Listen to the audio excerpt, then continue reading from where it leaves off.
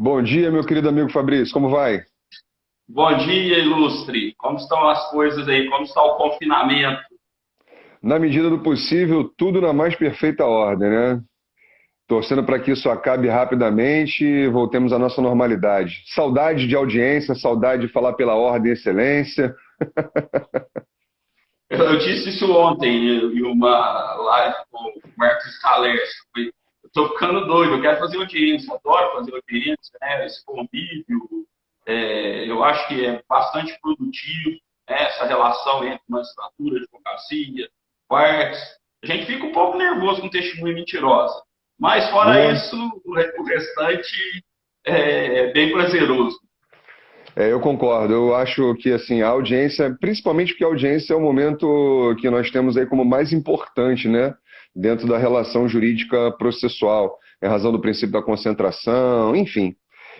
Então, realmente, eu confesso que faz falta, né? Faz falta aqueles debates orais, enfim, né?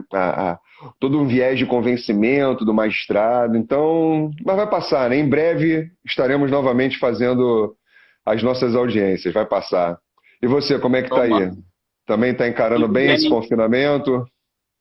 Sim, produzido bastante, trabalhando acho que mais do que trabalhava antes do confinamento, mas é bom para manter a cabeça ocupada e ver que isso passe logo. Inclusive, ontem eu estava tratando com o Marcos Scalers a respeito das audiências virtuais, né? Na verdade, audiências telepresenciais é o termo correto, porque virtual é aquela audiência que não tem a participação das partes, dos advogados. Existe um grande receio de como isso vai ser implementado. O CNJ parece que vai alterar a resolução de suspensão dos prazos em razão da disponibilização lá daquela ferramenta PETEX. Só que eu sei que existe uma grande angústia por parte de todos. E aí a gente ainda não sabe como vai ser. O TRT de São Paulo soltou um ato permitindo a realização das audiências a partir do término da suspensão dos prazos, mas é algo ainda a ser discutido, ser avaliado, né? Questão de como você vai instruir as testemunhas, vão uma ouvir a outra, os depoimentos pessoais, então tem uma grande preocupação. Mas a gente não sabe quanto tempo vai durar essa paralisação, então é algo a se pensar. Né? A gente não pode ser também totalmente contrário, totalmente avesso às alterações, porque não tem muito o que fazer. A gente vai dando jeitinho. Acho que eu penso dessa forma, não sei o que o professor pensa. Eu confesso que eu não tenho aversão à possibilidade de audiência por videoconferência, mas eu tenho muitos receios, principalmente em razão do nosso serviço, né, de internet no Brasil. Bom, considerando todo um contexto tecnológico também. Ontem, por exemplo, a sessão do Supremo Tribunal Federal, nós vimos, né? O que aconteceu. Então, imaginemos aí uma sobrecarga, considerando as audiências em primeira instância na Justiça do Trabalho. Nós sabemos que não são poucas, né? Então, Sim. o meu receio maior é isso, né? Instabilidade de sistema, gerando interrupções, e é a questão dos registros em ata de audiência, de repente corta uma palavra de uma testemunha, e aí registra de forma incorreta na ata, e aquilo induz a um convencimento diferente do magistrado. Então, essas são as minhas preocupações. Agora, havendo estabilidade do sistema, né, e se conseguindo fazer fluir tudo normalmente, não vejo impedimento. Mas eu confesso que no primeiro momento valeria uma experiência no que toca às audiências iniciais, né, tentativa de conciliação, recebimento de defesa, aqueles registros menos, digamos assim, densos. Agora, creio que as audiências de instrução a gente precisa ter um pouco mais de maturidade tecnológica para que não ocorra nenhum tipo de entrave, nenhum tipo de problema, tanto para as partes quanto para a magistratura propriamente dita, né? Excelente. Eu também acho que seria um caminho. Né? Vamos aguardar aqui o que o CNJ vai dizer. E eu acho que vamos entrar no nosso tema, porque temos muitos assuntos aí, né, professor? É um tema aí Exatamente. que demanda uma preocupação gigantesca. Eu sempre disse que a luta pelos honorários de sucumbência no processo do trabalho era uma bandeira defendida pela advocacia e, em um certo momento, a reforma trabalhista trouxe os honorários, mas os trouxe de uma forma um pouco inusitada, né? Contrariando o que era a previsão do CPC e que todos esperavam que seria a lógica mantida, a gente trouxe uma lógica um pouco diferente. E na minha concepção, aí, meu posicionamento pessoal, como professor, eu tenho artigo escrito sobre o tema, uma lógica perversa. Perversa no sentido de inviabilizar ou dificultar o acesso à jurisdição. Né? O Mauro Capelletti já dizia, né, nas ondas de acesso à justiça, o primeiro é tirar o encargo financeiro. Né? E não é o que tem ocorrido, e, lamentavelmente, eu conto, certo dia aconteceu comigo uma audiência, que eu fui fazer uma audiência de tentativa de conciliação e execução. O trabalhador havia perdido parte de um dedo e a gente estava ali para negociar o que se ainda ficou devendo ainda. Eu confesso que eu chorei. Eu falei, não é minha função, eu não prestei concurso para isso. É algo extremamente lamentável, e aí eu me lembro e fico emocionado de ver isso, que é algo que não poderia acontecer.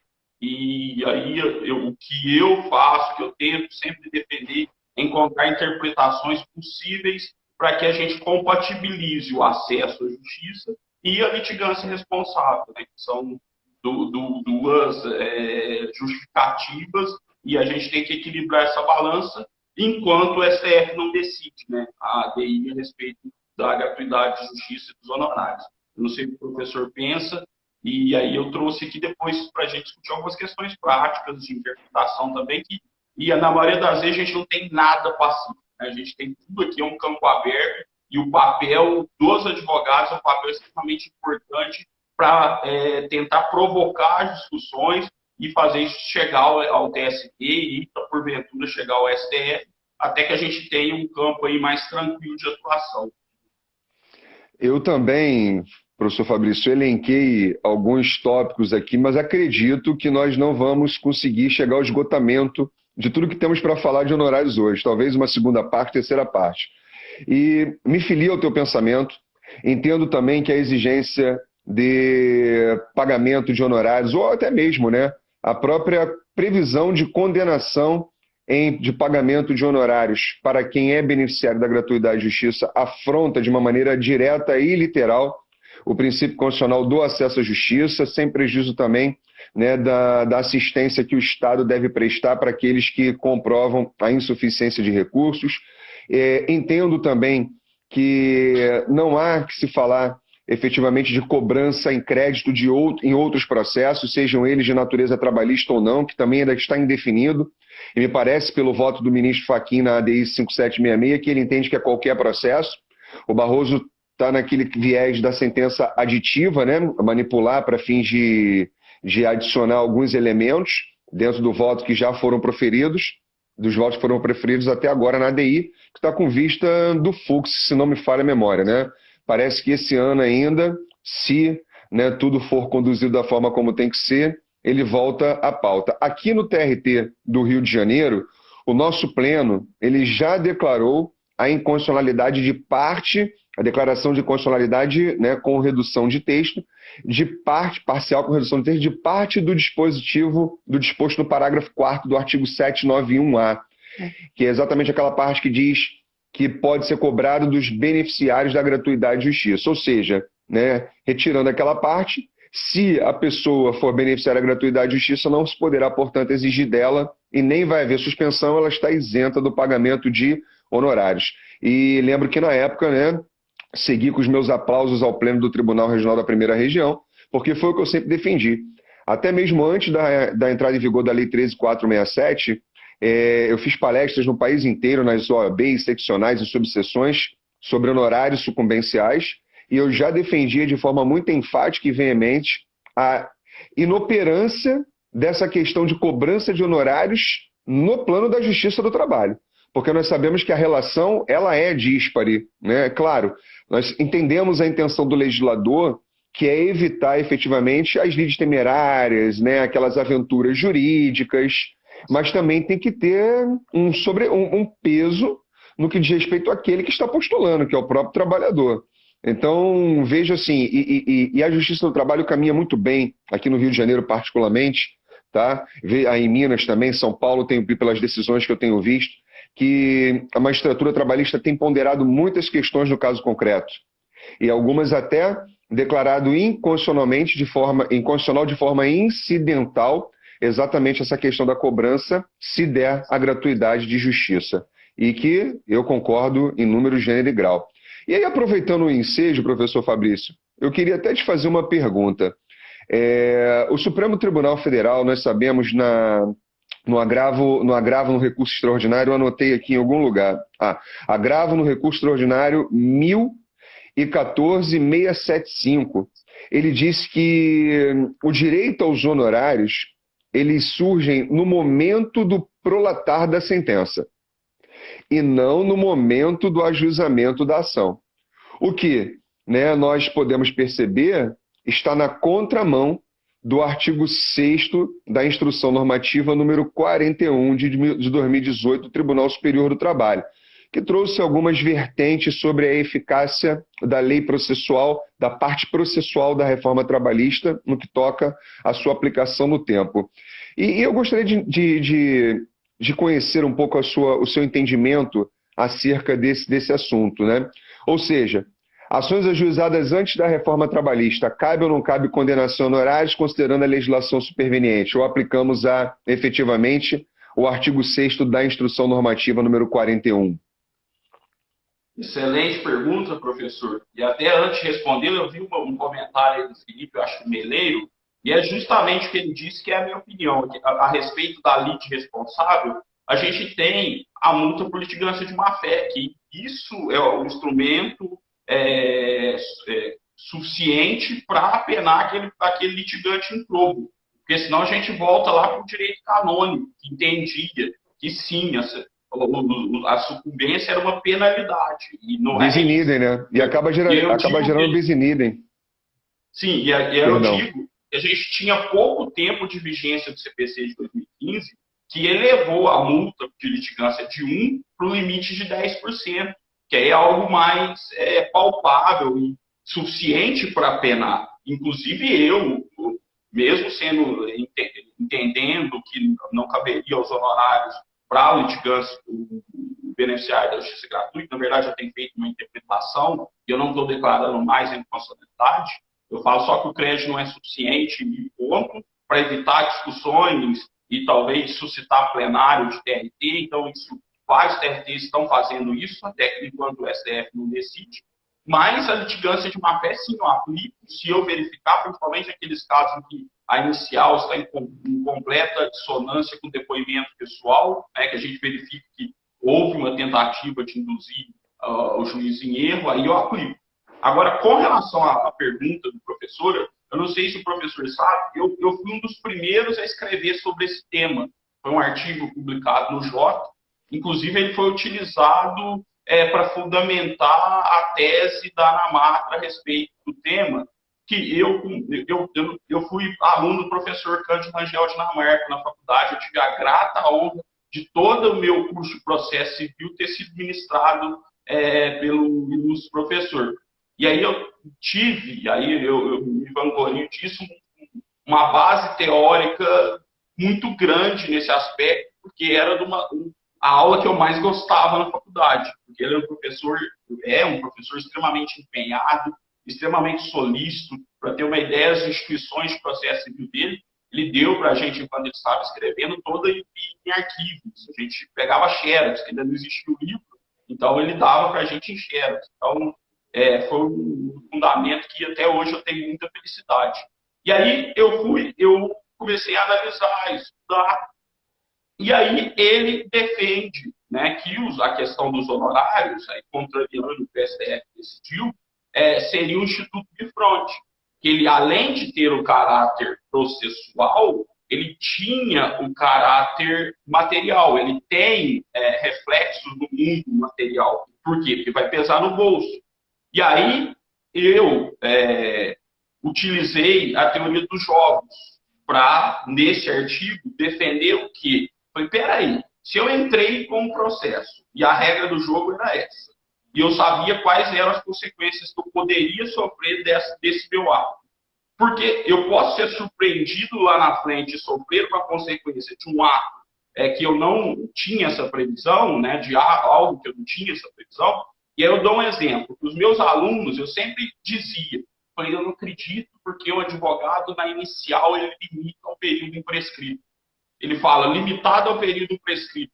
Eu falo, gente, você só não tem a pretensão, mas o direito você tem. Então, se não for erguido em instância ordinária, a prescrição, você vai receber, o seu cliente vai receber tudo que é de direito. E não tem nenhum ônus por isso, porque se for beneficiário da justiça gratuita, você vai... Aí eu fico imaginando, alguém confiou no que eu falei, aí chega lá, veio a reforma trabalhista e julga, aí a gente vai discutir isso também, se é cabível ou não os honorários, aí a sucumbência parcial, né, que eles dizem sucumbência material, sucumbência formal. Eu falei, e aí vem uma sentença, não, se limitou a 5 anos, agora você é sucumbente, vai ter que pagar honorários, né, no meio do caminho. Então, foi o que parece que a instrução normativa 41, artigo 6º, tentou atender. Né? Não, a instrução normativa não foi tão fundamentada, foi só o dispositivo, passivo, ela não é obrigatória, né? Mas ela serve de orientação. Né? E a gente sabe que é o que parece que está prevalecendo nesse momento. Eu não sei o que o STF vai entender dessa situação.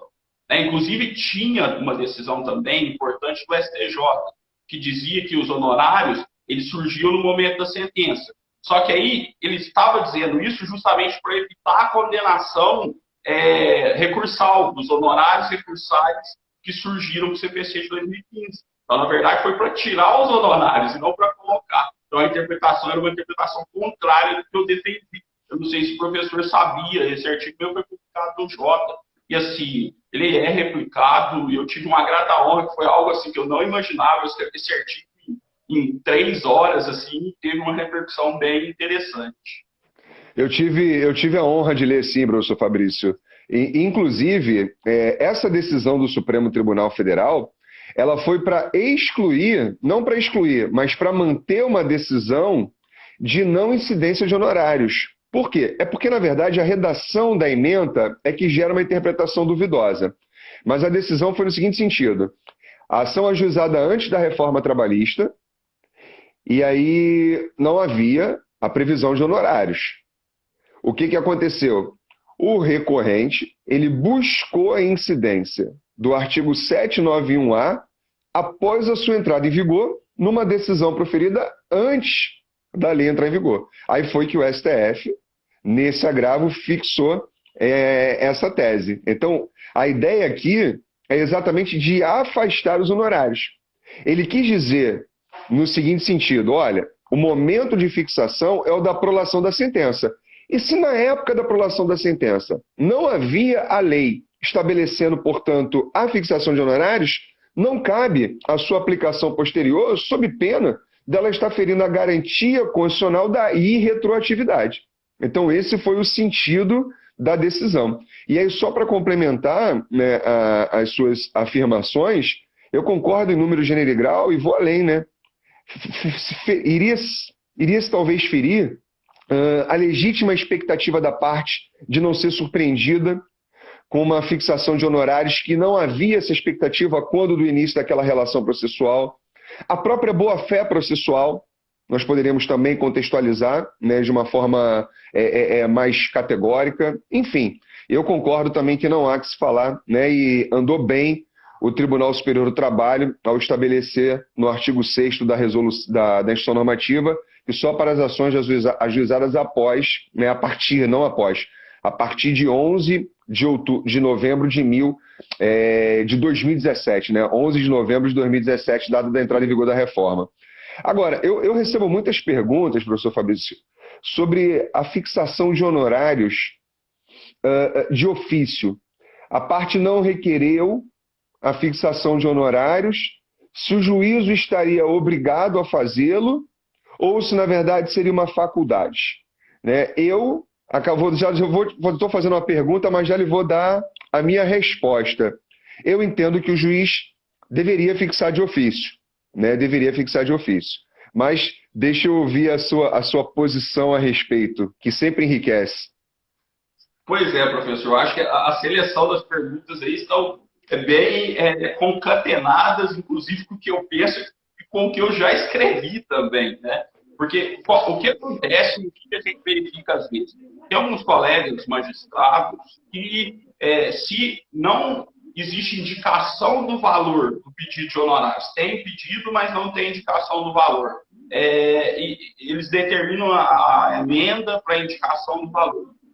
E aí, o que eu defendi, que está lá nesse artigo? Primeiro, a condenação ela ocorre opelésia, por força da lei. O juiz não tem faculdade. Ou seja, houve sucumbência, o juiz tem que condenar independentemente do pedido. Né? Então, e aí o que dizia? Foi de nada adianta essa decisão que determina a emenda, porque se o advogado não emendasse, deixasse como estava, ele extinguiu o pedido de honorários, mas lá na frente ele seria obrigado a condenar em honorários. Então, seria algo contraditório. Né? Então, na minha opinião, não respeitados os posicionamentos em contrário, não tem amparo para isso, porque o juiz tem a obrigação de condenar. E eu repasso uma pergunta também para o professor, que isso também a gente vê muito na prática. Existe fundamento para o juiz condenar em percentuais distintos ao patrono do autor e para o patrono do reclamado? Porque isso a gente às vezes vê na prática, né? Condeno a reclamada a pagar 15% do advogado reclamante e condeno o reclamante a pagar 5% de honorários para o advogado reclamado. Qual que é a opinião aí do professor? Muito bem. Olha, só para fazer um adendo na sua fala anterior, eu também entendo dessa maneira que o juiz deve, né, aplicar de ofício. Eu acho que é inócua essa determinação de emenda, enfim, né? É exatamente em razão da obrigatoriedade que a legislação, que a norma jurídica ela impõe. A lei não fala poderá fixar, né? Serão fixados. Ela é bem cogente, né? Ela é imperativa nesse sentido. Bom, com relação à sua pergunta, há quem entenda que podemos aplicar honorários de maneira diversa, até porque o juízo na hora... Isso é uma pergunta que eu ia te fazer mais à frente, mas já antecipando também para a gente poder debater. Como é que o juiz, num caso concreto, ele leva em consideração os critérios de fixação dos honorários? Grau e zelo do profissional, local da prestação do serviço, porque eu acho que esses critérios, é óbvio que eles vão impactar na hora da fixação dos honorários. E aí me parece que esse pode ser um caminho de fundamento para fixar honorários diferentes. Agora, tem um outro argumento também, que é a questão da aplicação equânime dos honorários e, basicamente, quando há a questão da sucumbência recíproca e aquela indefinição de critério da sucumbência da parte mínima. E aí me parece, né, que a doutrina abre um campo, às vezes até especulativo, outros com argumentos muito sólidos, de exatamente fixar honorários distintos, a depender exatamente do grau de sucumbência de cada uma das partes. Não sei se essa é a sua visão e eu particularmente me filio por hora a esse ponto de vista, que deve ser levado em cada caso concreto, os critérios objetivos e também uma fixação diferenciada a depender, né, do pedido, considerando aí qualitativamente ou quantitativamente, a depender evidentemente ali do nível, né, ou do viés da sucumbência. Me parece que é razoável, me parece, né? Mas confesso que ainda não tenho uma posição sólida a respeito. Mas no primeiro momento estou convencido com ela. O que você pensa a respeito? É esse o caminho, não é? Estou totalmente equivocado? Pois é, professor. Primeiramente, eu acho que existe justificativa, assim, que é possível o arbitramento em percentuais distintos. A única coisa que eu saliento, falo muito com meus alunos, é que, por base 93, inciso 9 da Constituição, toda decisão deve ser fundamentada. Então, o juiz ele deve justificar o motivo pelo qual ele arbitrou percentuais diferentes. Por exemplo, é uma empresa que é uma ação em massa. Ela sempre tem a mesma defesa, está tudo prontinho. Então, isso justificaria os honorários menores. Né? Você está ali vendo todo dia, você vê que só mudaram o nome. Né? Então, mas tem que ter fundamento. Aí não posso, arbitra em 15 para o autor e 5 para o reclamado, ponto, sem justificar, sem falar o motivo. Eu acho que essa decisão é omissa e deveria sim ser objeto de parte de declaração para fundamentar, até para que a parte tenha direito ao contraditório, tenha direito ao recurso. Então, essa é uma preocupação. Agora, uma questão até mais interessante, mais importante, diz respeito à sucumbência parcial. né, que é o que eu defendo isso com base na teoria da causalidade, no sentido de que se eu ganhei menos do que eu pedi, eu não seria sucumbente. Né? Até existiria sucumbência formal, mas não existiria sucumbência material. Como assim, Fabrício? Explicando. Eu pedi 10 mil reais de horas extras. Eu ganhei 3 mil. Tem sucumbência?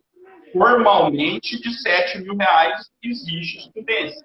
Mas tem sucumbência material? Na minha concepção, não. Porque se a empresa houvesse feito o pagamento regular das horas extras enquanto o empregado trabalhava, não existiria necessidade de ele promover o processo. E aí é o que o professor Cândido Angel Dinamarca também defende, o princípio da sucumbência, ele, na verdade, ele defendido por Teovenda, ele deveria ser substituído pelo princípio, sim, da causalidade. Quem deu origem ao processo? E aí, na minha concepção, eu analiso pedido por pedido. Se ganhou algo no pedido, eu entendo que não houve sucumbência nesse pedido. Mas eu sei, inclusive tem decisões que mandam, eu já vi decisão mandar liquidar o que foi não foi acolhido para calcular o honorário sobre aquilo. Ou seja, você liquida o que ganhou, liquida o que não ganhou para apurar o honorário.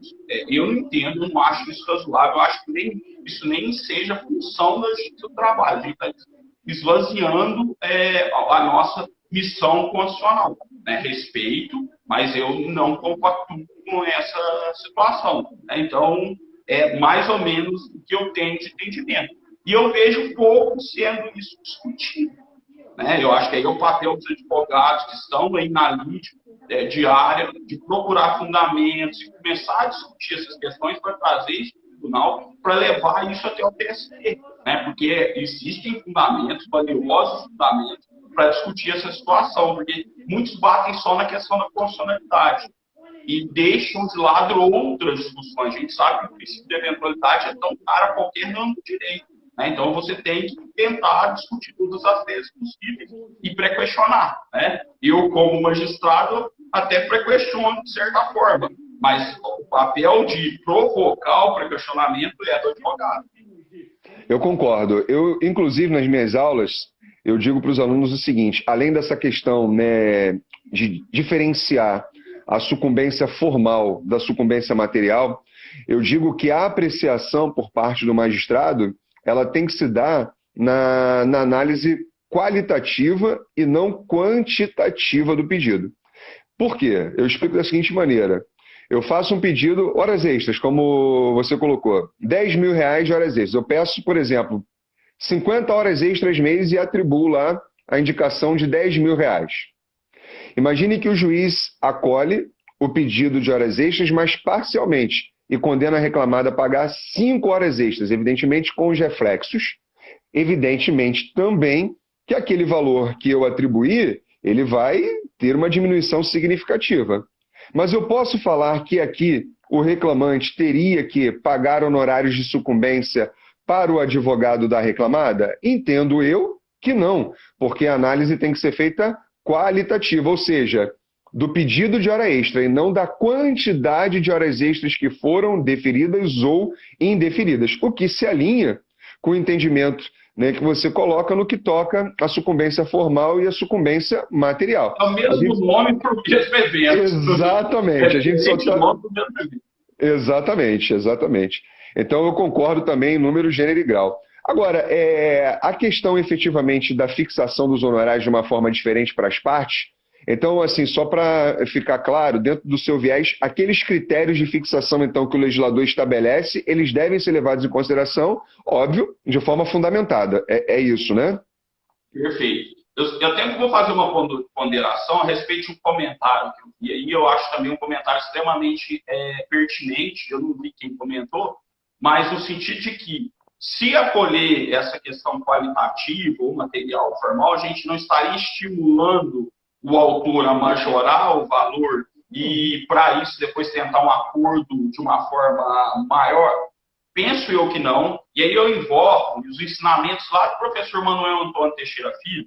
ele tem um livro sobre petição inicial trabalhista após a reforma, e ele mesmo, ele fala assim, ó, primeiro, o juiz de ofício, com base na 554/70, ele pode determinar a correção desse valor, diminuir, e segundo, a parte interessada, no caso a reclamada, ela pode impugnar o valor que foi atribuído ao pedido. Então, é o papel aí do advogado, como gestor do magistrado, do processo, verificar, analisar esses casos. Peraí, mas isso não dá, né? E aí, eu já vou à frente, eu tenho um posicionamento de que o valor atribuído aos pedidos, ele é meramente estimativo e não deve limitar a condenação, né? Eu sei que tem algumas decisões de turmas do TST de forma voluntária, só que eu penso que isso é uma situação extremamente preocupante, porque eu já fui advogado de reclamante, e eu sei que o advogado, quando vai elaborar uma petição inicial, ele, em muitos casos, ele não tem condições de apurar de fato o montante efetivamente devido.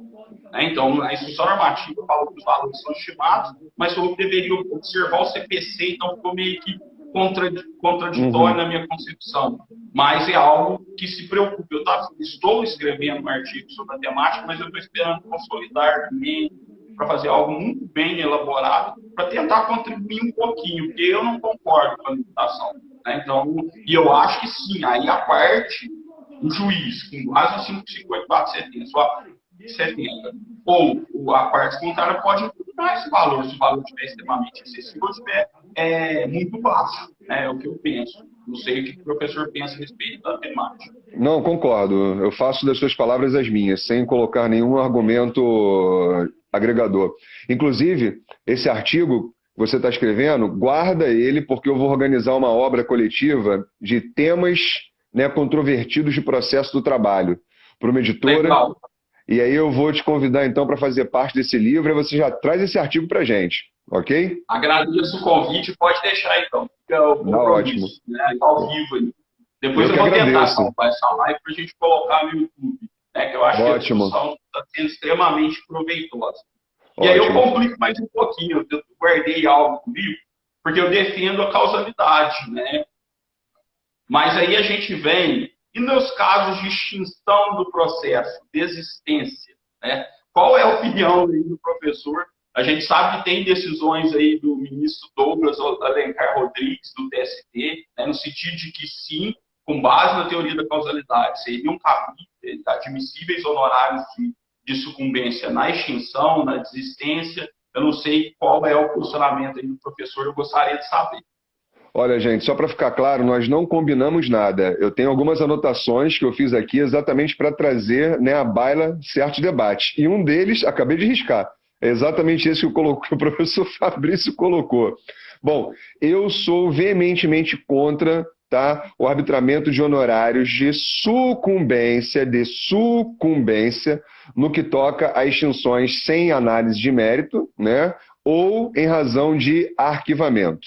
Eu confesso que eu sou absolutamente contra e, inclusive, me parece que o legislador reformista ele trouxe um silêncio eloquente, né, porque ele diz que os honorários eles vão ser fixados sobre o valor que sobrevier da liquidação, sobre o proveito econômico obtido ou, não sendo possível, sobre o valor da causa. Fagner, então, se é sobre o valor da causa, pode ser sobre extinção, não pode ser sobre o valor da causa nos casos de improcedência total dos pedidos. Aí nós vamos ter que usar ali o valor da causa para fingir arbitrar os honorários. Então, me parece que, nesse caso, eu vou mitigar um pouco a ideação da teoria da causalidade para aplicar a teoria da sucumbência. E, nesse caso, eximir, portanto, né, a incidência dos honorários.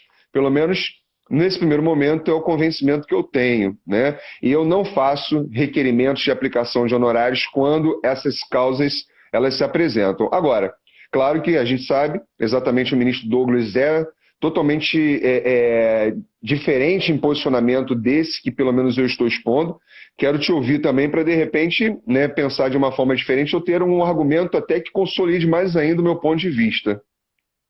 Pois é, professor. O voto do ministro Douglas é muito bem fundamentado, mas eu acho, por questão de congruência, de jurisprudência no âmbito do TST, a gente deveria aplicar mais ou menos a lógica, por analogia, da multa do 405J.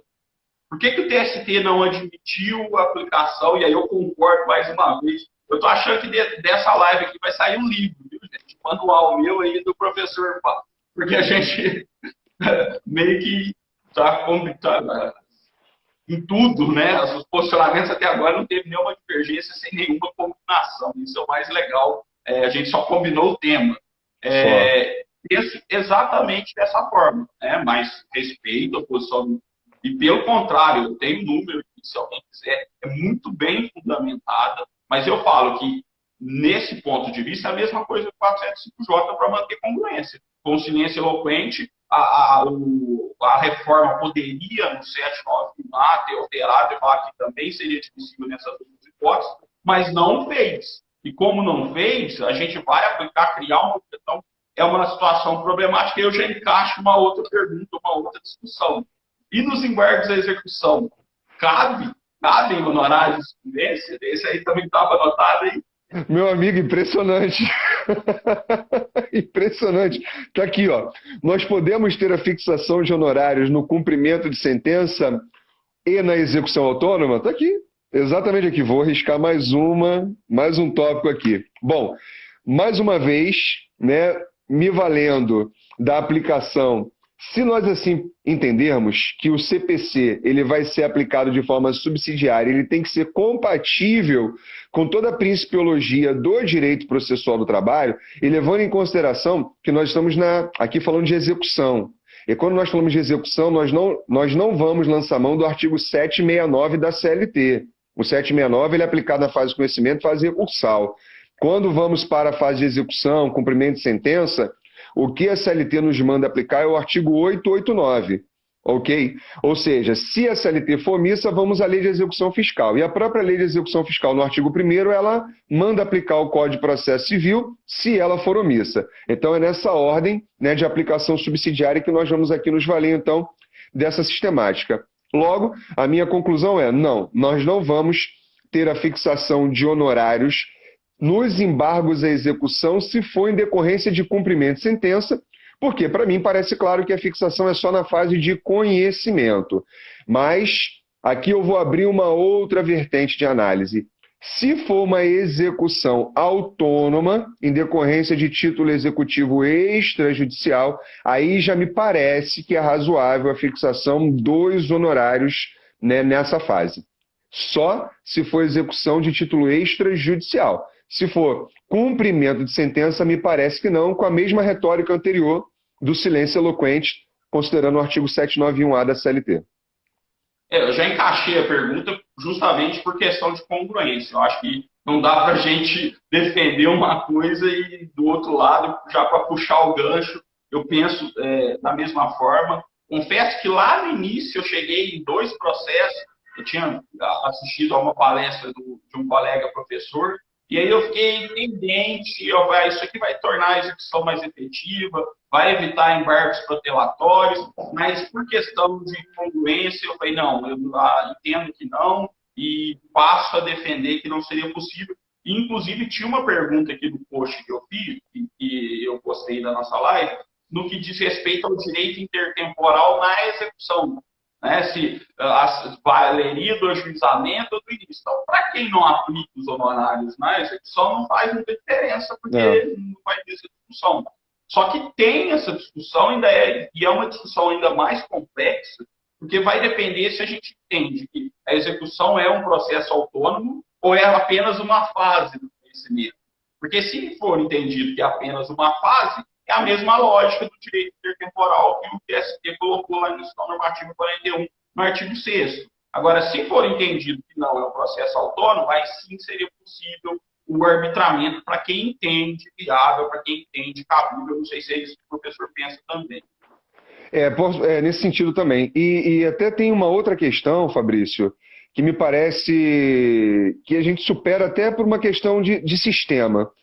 Que alguns argumentam que a citação na execução faz, portanto, essa migração. Não há uma fase de cumprimento, mas sim um processo autônomo de execução, porque o artigo 880 ele exige a citação.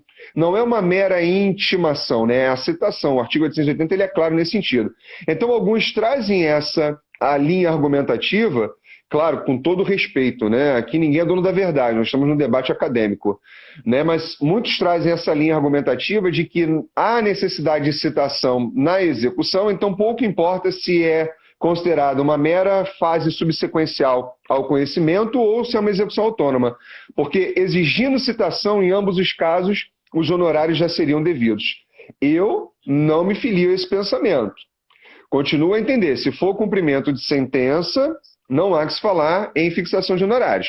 Mas se for uma execução autônoma, aí me parece que sim, tem guarita para aplicação subsidiária do Código de Processo Civil. Eu continuo com esse meu pensamento por hora, né? A não ser que haja alguma mudança substancial de raciocínio, mas por hora é isso. E deixa eu aproveitar o contexto de fazer uma pergunta também, né? Não sei se você colocou isso nas suas anotações. Em caso de litisconsórcio, como é que fica a distribuição dos honorários? O reclamante chamou a devedora principal e mais duas, né, como devedoras subsidiárias. A condenação, né, da devedora principal e dos devedores subsidiários. Como fica a distribuição de honorários entre eles, professor Fabrício? Na minha concepção, se a sentença for omissa, é dividido de forma igualitária. Mas a sentença, aí, com base no dever de fundamentação, o juiz pode arbitrar de forma diferente, observado o limite de 15%. Né? Então, eu posso falar, não, a devedora principal teve mais trabalho, a subsidiária veio aqui e só alegou ilegitimidade passiva e como. Né? Então, ele poderia arbitrar de forma diferente. Mas, assim, se não existir essa previsão, aí a divisão vai ser fatiada de forma igualitária, porque aí a gente tem que presumir que não houve essa distinção. Não sei se o professor pensa dessa forma. E se não me falha a memória, eu acho que é o artigo 87 ou 86 do CPC, eu não me lembro bem agora, não estou com o código aqui. Eu acho que é o artigo 87, que ele trata exatamente dessa situação, quando houver litisconsórcio, que as despesas elas serão, na verdade, distribuídas entre as partes. E caso o magistrado não fixe a distribuição, haverá então a responsabilidade solidária. Me parece que é nesse sentido o artigo 87 do Código de Processo Civil. O 87, parágrafo 1º, e aí depois tem o parágrafo 2º, perfeito, isso mesmo. É isso? Ótimo. Essa é a lógica também. Maravilha. Eu trouxe mais uma que, na verdade, não até vai para outra análise, mas eu acho que também é extremamente importante, porque tem certos casos em que o juiz julgou improcedentes os pedidos formulados. Né? Condenou o reclamante ao pagamento de honorários com esse. E o reclamante foram concedidos os benefícios da justiça gratuita, e o reclamante pretende recorrer. E aí vem aquela pergunta, a gente sempre tem essa pergunta, eu preciso fazer o depósito recursal pertinente aos honorários de sucumbência? Porque as custas a gente sabe que na verdade, até se não foram concedidos, eu acho que fica mais complexo, um pouco mais complexo, porque a reforma falou que se é beneficiário não precisa fazer o depósito. Mas não foram concedidos os benefícios da justiça gratuita. Né? E ele pretende recorrer. Ele tem que pagar as custas do depósito recursal, ele paga só as custas, ele não paga nada. Qual que é a opinião do professor? Vamos lá. Vamos pensar numa situação que o reclamante fez o requerimento de gratuidade de justiça, esse requerimento de gratuidade de justiça foi indeferido. E todos os pedidos foram julgados por improcedentes, é isso? É esse o cenário? Isso. Ok. Isso. Aí ele vai interpor o recurso ordinário, exatamente para ter a reforma da sentença. Ok. Quando ele for interpor o recurso ordinário, no meu modo de ver, ele não pagaria custas. Por quê? Bastaria ele reiterar o requerimento de gratuidade de justiça na petição de interposição na folha de rosto e nas razões do recurso. O próprio Código de Processo Civil diz isso, né? Só não me lembro também qual é o dispositivo, 1007, algo nesse sentido, que quando houver pedido, e na verdade não é nem pedido, né? É requerimento, tecnicamente falando. Quando houver requerimento de gratuidade de justiça, né, o juízo não pode julgar deserto, ele tem que remeter os autos ao tribunal para que o relator, se entender que vai ter que manter o indeferimento da gratuidade, aí sim vai intimar a parte para que ela venha fazer o recolhimento das custas. Então eu acho que, com relação às custas, eu não recolheria, fundamentando no CPC, e tem até o OJ 269 também da SDI, item 2 nesse sentido. Agora, com relação à condenação em honorários de sucumbência e o depósito recursal. Você sabe tão bem quanto eu que no começo, quando entrou em vigor a reforma trabalhista, houve exatamente essa discussão. Olha, agora o reclamante também vai ter que fazer pagamento de depósito recursal para recorrer quando ele for condenado em honorários de sucumbência. Eu sempre fui muito refratário a essa posição, exatamente considerando um pouco a sua fala do início, fazendo um recorte, quando você colocou muito bem que os honorários ele tem um caráter bifronte, a natureza dele é híbrida. Então, se os honorários também têm natureza de direito material, e toda norma de direito material, no que diz respeito ao trabalhador, ela tem que ser interpretada com o princípio do indúbio pro operário, então, se a lei não fala nada e ela me admite mais de uma interpretação, eu vou aplicar, portanto, aquela que seja menos pior para o trabalhador. E qual é? A dispensa do depósito recursal. Por outro lado, tem um outro caminho também, no sentido de que nós sabemos que tradição, nós sabemos que não revoga a lei, tudo bem. Mas que tradicionalmente, por previsão legal, 899, as suas origens, e a Lei 5584 de 70, com as suas origens, que o depósito recursal sempre foi uma obrigação de quem? Da reclamada quando houver condenação em pecúnia. Então, no meu modo de ver, com esses dois argumentos, eu digo, não, o reclamante não tem que fazer depósito recursal para recorrer, caso seja condenado a pagar honorários de sucumbência, na minha visão. Perfeito, também concordo. Eu vejo que às vezes tem uma dificuldade prática aí, às vezes, na questão do beneficiário da justiça gratuita, do pretenso beneficiário da justiça gratuita que teve indeferimento. O pessoal fica, agora o que eu faço? O juiz indeferiu, aí vai, ele, como preliminar do recurso, ele coloca o adequado, na minha concepção, seria admitir que seu objeto do próprio recurso deixar subir para o TRT, mas eu sei que existem práticas que rejeitam, não processam o recurso, e aí vai haver a necessidade do agravo do instrumento para destrancar esse recurso. Mas essa é a lógica sistemática prevista na CLT. E aí o profissional, né, o advogado, tem que ser capacitado para saber o que vai fazer. Né? Exato. Tem muitas vezes, eu vou ter que recolher. Não vai ter que recolher. Você vai ter que manejar o instrumento próprio para destrancar o recurso. Né? Não seria o melhor. Né? Eu vejo que, como preliminar, o objeto é a concessão ou não do benefício, o nosso TRT aqui de Minas tem entendimento nesse sentido. Né? Se esse é o objeto, o recurso tem que subir. Né? Porque, caso contrário, você está cerceando a análise da questão pelo Tribunal Superior. Né? Então, exatamente. O acesso pleno à justiça também. Por isso, a Constituição prevê a existência dos tribunais. Né? Mas é uma situação um pouco mais difícil, principalmente para quem está iniciando aí a carreira trabalhista. Eu sei que a nossa, eu falo para os meus alunos, eu entendo que o judiciário, o processo do trabalho, o direito material do trabalho, acaba sendo muito mais complexo do que a maioria dos outros ramos do direito.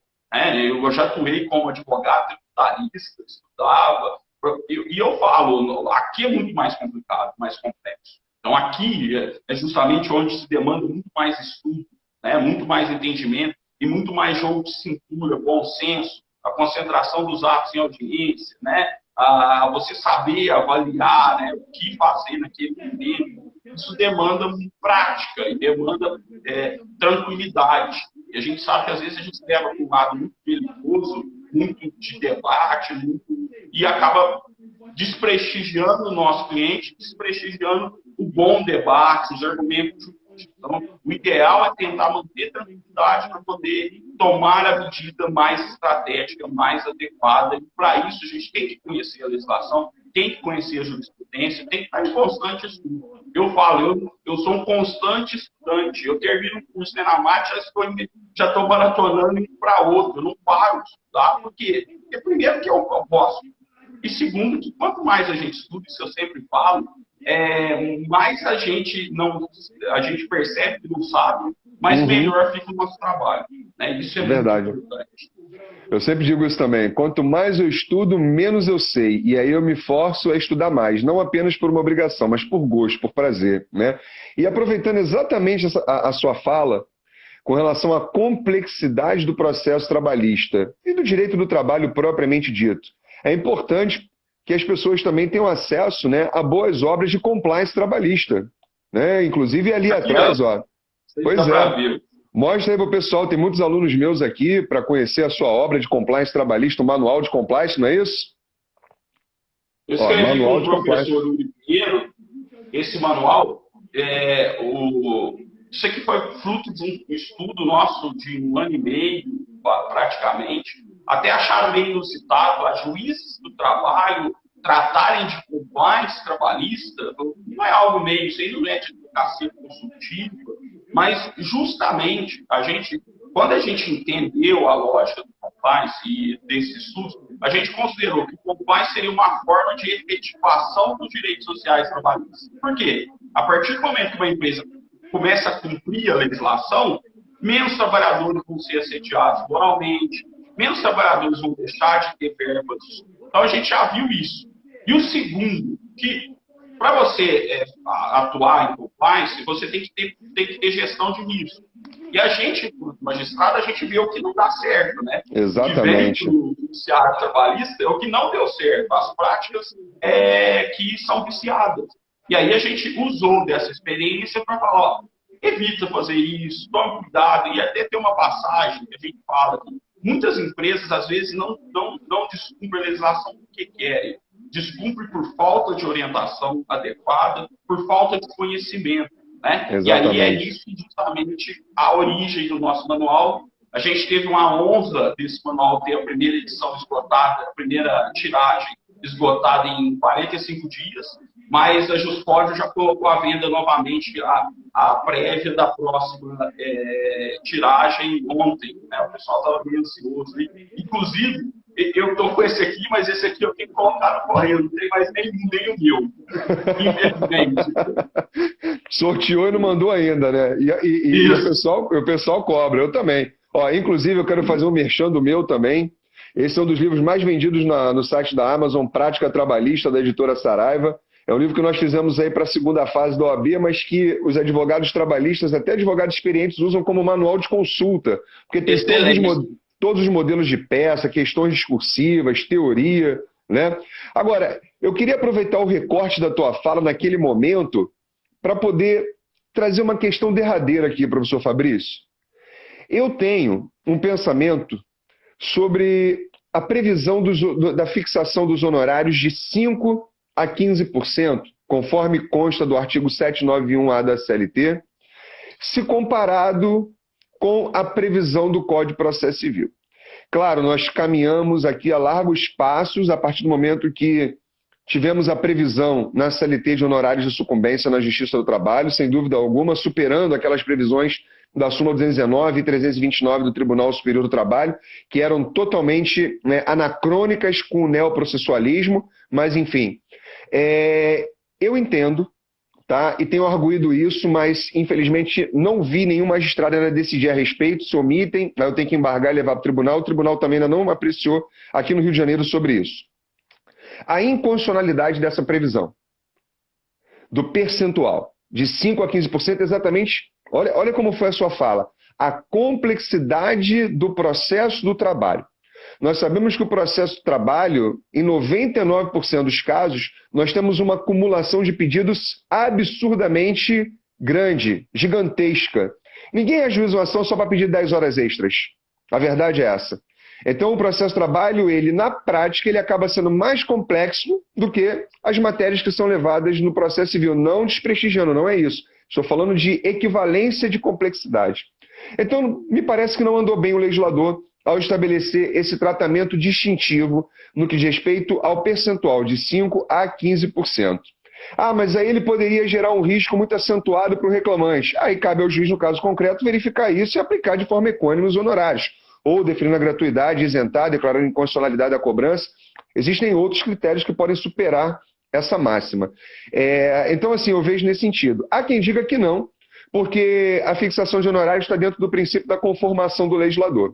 Mas eu digo que o princípio da conformação do legislador não pode se sobrepor à vontade do Constituinte, que é o princípio da igualdade, ou que se estamos falando de honorários como um direito alimentar, evidentemente ele entra, claro que o advogado aqui não entra na caracterização de trabalhador típico, mas ele também trabalha, ele presta serviço. Então, se o Supremo reconhece como natureza alimentar, por que não enquadrar também como um direito social a verba honorária? mas eu gostaria de ouvi-lo a respeito, né? Eu tenho esse posicionamento, espero que um dia eu consiga tê-lo apreciado.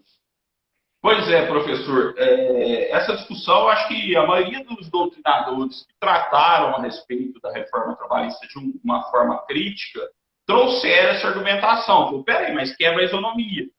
Se a gente for analisar, bem analisar, sim, quebra a isonomia. E aí, justamente, o argumento que a gente traz, às vezes, com relação à condenação ao beneficiário da justiça gratuita ao pagamento das custas, ao pagamento dos honorários. Porque lá no CPC, a previsão é de que suspende a exigibilidade, não trata da questão de se houve ou não texto parcial. Né? E aqui eu acho que é um argumento forte que teria, assim, teoricamente, possibilidade de ser acolhido, mas eu acho que na prática seria algo bem complicado. Né? Eu não tenho bola de cristal, mas eu acho que a tendência seria deixar como está. Né? Eu nunca cheguei a analisar esse pedido, nunca cheguei, mas assim, teria que pensar melhor, né? Em acolher ou não acolher. Né? Porque às vezes também você pode até acolher, mas não, é 20. Mas o arbítrio em 15 está resolvido o problema. Né? Muitas das vezes, eu evito entrar nessa discussão, eu sempre tenho um viés prático. Eu vou falar bem rapidinho para terminar. Um viés muito prático. A questão lá do dano moral, os critérios de arbitramento, para mim, são inconstitucionais. Mas se eu for arbitrar dentro do talho mesmo, por que eu vou trazer essa discussão para o processo e algo que, então, assim, eu vou pensando nos reflexos da minha decisão. Então, às vezes, pode acontecer isso. Eu falo, não, beleza, é 20, mas é 2 para 15, eu não sei o que o pessoal pensa. Gente, a nossa live vai cair. Eu gostaria de fortemente agradecer o professor Santos. Mandar um abraço aí para o Ivan Gomes, eu não sei se o professor Santos o conhece. Ivan é meu aluno, meu aluno também, é meu aluno. A Bárbara aí, disse que tem o manual de compliance trabalhista que já comprou. Forte abraço a todos que nos acompanham. Eu vou tentar colocar essa live nossa no YouTube, se eu conseguir. Ela fica 24 horas aqui, mas se eu conseguir, eu coloco, a gente tem 27 segundos. Querido, eu quero te agradecer, foi uma oportunidade maravilhosa, debatemos temas assim muito importantes para o dia a dia da advocacia trabalhista, né? Um forte abraço, obrigado, espero que possamos fazer outras lives, que os temas, né, são infindáveis. Obrigado aí pela oportunidade, saúde e se cuidem nesse momento. Um abraço, Fabrício. Um abraço a todos aí, gente.